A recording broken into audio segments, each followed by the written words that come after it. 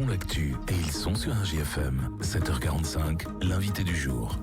Il est 7h45, tout pile, mettre en lumière les contributions inestimables de millions de migrants dans le monde. C'est l'objectif de la Journée internationale des migrants. C'est la définition faite par les Nations Unies autour de cette journée qui aura lieu le 18 décembre. C'est donc demain et à cette occasion, RESF, Réseau Éducation Sans Frontières dans l'Allier, se mobilise avec un débat qui aura lieu demain à 18h au Champ des Possibles, 20 rue du Docteur Roux. On va en parler dans les 10 minutes qui viennent avec des représentantes de RESF en local. Sidonie Zahir, bonjour. Bonjour. Merci d'être avec nous ce matin. Laurence Canham, je l'ai bien prononcé. Oui. Merci d'être avec nous ce matin toutes les deux pour nous parler donc de cette volonté de se mobiliser, de débattre autour de la Journée internationale des migrants. C'est un sujet évidemment très intéressant. Avant de parler de tout cela, du fond, de la forme de ce débat de demain 18h, 20 rue du Docteur Roux, nous parler peut-être de l'action au quotidien, représenter un petit peu aux auditeurs ce qu'est RESF et en quoi vous militez et vous faites des actions tout au long de l'année. Alors déjà, RESF a été créé en 2004, ce n'est pas d'aujourd'hui, et en 2006 dans l'Allier. Le but de RESF, c'est d'accompagner, d'aider les personnes qui arrivent dans des situations compliquées, souvent sans papier. On s'occupe plus généralement des personnes qui sont sans papier. Et on peut apporter une aide au niveau du logement, au niveau administratif, surtout dans le montage des dossiers pour les demandes de régularisation, au niveau de l'école, puisque ça s'appelle Réseau d'Éducation Sans Frontières. Il faut savoir qu'au début, RESF a été créé par des enseignants et des parents d'élèves qui étaient face à des difficultés majeures concernant les enfants qui pouvaient être repris par la police. On allait les chercher. Et donc, c'était une action au départ pour éviter que les enfants repartent d'où ils venaient. Et maintenant, donc, c'est un accompagnement un peu plus, j'allais dire, soft, mais pas que, puisque nous luttons contre les retours. C'est ce que nous ne voulons pas, les retours dans le pays. Nous, ce que nous prônons, c'est la régularisation des personnes qui n'ont pas de papier pour qu'ils puissent s'intégrer au plus vite, notamment au niveau du travail aussi, de l'emploi. On les aide. On sait qu'il y a beaucoup d'employeurs qui cherchent en vain des personnes. Et en même temps, il y a des jeunes migrants qui se sont formés à des métiers en tension, qu'on appelle en tension, c'est-à-dire où il y a vraiment des recherches, des employeurs qui cherchent. Et là, il y a des refus de régularisation, des refus de papier, ce qui cause un réel problème. Du coup, pour les employeurs, ce dont on ne parle pas souvent, mais évidemment pour les personnes, c'est ce qui, pour nous, c'est vraiment le cœur de notre action, c'est ce qui nous intéresse, puisque pour nous, les personnes, ce sont avant tout des êtres humains. Et nous allons faire un débat autour justement de l'acceptation, de la tolérance, du respect de l'autre. Et c'est le but du débat du 18. Alors vous le disiez, il y a des situations administratives qui sont compliquées. Vraiment, l'accompagnement que vous fournissez, il est indispensable, j'imagine, parce que pour une personne qui est migrante, qui arrive dans un pays qui parfois ne connaît pas forcément la langue, c'est vraiment des dossiers assez énormes à monter, j'imagine.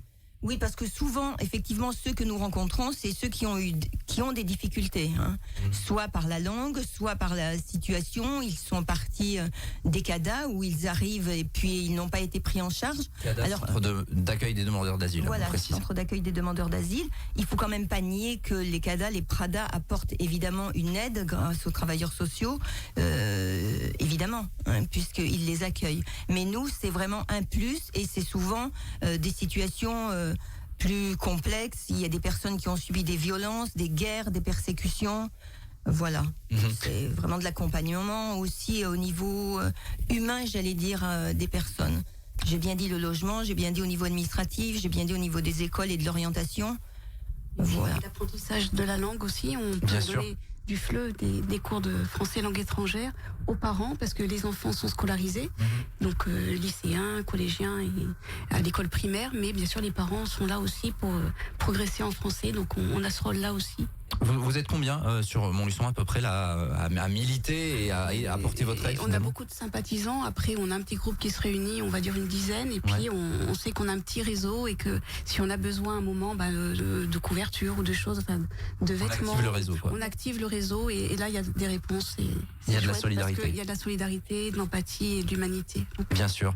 Vous suivez beaucoup de personnes et comment d'ailleurs elles vous sont amenées finalement? Comment vous avez connaissance de ces situations qui sont parfois très complexes? Alors sur l'Allier, il y a à peu près 200 à 300 personnes qui sont suivies et par des réseaux divers, des fois par des rencontres tout simplement dans la rue, par des instituts, par la MJC, par les cours de français langue étrangère, par les restos du cœur et puis par nos contacts les uns les autres. Moi j'en ai rencontré parce qu'on savait que je faisais partie de RESF. Donc on est aussi sollicité par d'autres personnes qui ne sont pas forcément sympathisantes de RESF mais qui nous connaissent et qui vont faire appel à nous. Alors important de rappeler ce rôle déjà pour poser le débat et puis donc il y avait la volonté de lancer un autre débat autour de cette journée internationale des migrants. Pourquoi vous avez voulu mettre en place ce débat? On a le sentiment aujourd'hui dans le pays où on sait que c'est pas forcément évident qu'il y avait besoin justement de lancer le débat, de tordre peut-être certains préjugés. C'était ça l'objectif? Alors oui, déjà c'est pour, comme vous dites, tordre certains préjugés. Et puis ça ne vous aura pas échappé. Par exemple, on peut être migrant, revenir. Il se trouve que toutes les deux nous avons des noms qui ne sonnent pas très français. Donc en fait, il y a vraiment un mélange et on l'oublie très souvent. Qui est français d'origine? Eh ben, il y en a pas vraiment. Les Français, il y a à peu près 5% de la population qui migrent en fait, qui vont dans d'autres pays. On l'oublie aussi. Donc les migrants, en fait, c'est beaucoup de monde. Alors là, effectivement, nous, on va s'intéresser aux personnes qui arrivent chez nous parce que c'est un peu compliqué, notamment pour obtenir les papiers. Ça ne vous aura pas échappé. Et aussi de l'ambiance de haine qui règne un peu, on l'a vu surtout au moment des élections.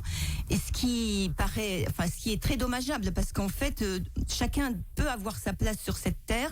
Nous sommes tous des humains et nous avons tous à être traités de la même façon, avec respect, tolérance. Et le débat a pour objectif de permettre d'échanger, mais avec bienveillance, avec empathie, avec respect, avec tolérance. Et c'est comme ça que nous ferons bouger les lignes au niveau politique. Il faut que ça parte de la population. Il faut que la population soit plus tolérante, plus respectueuse de l'autre. Tout simplement, le respect, c'est simplement ce que l'on demande, même si les personnes n'agissent pas. Il faut respecter l'autre, c'est la base.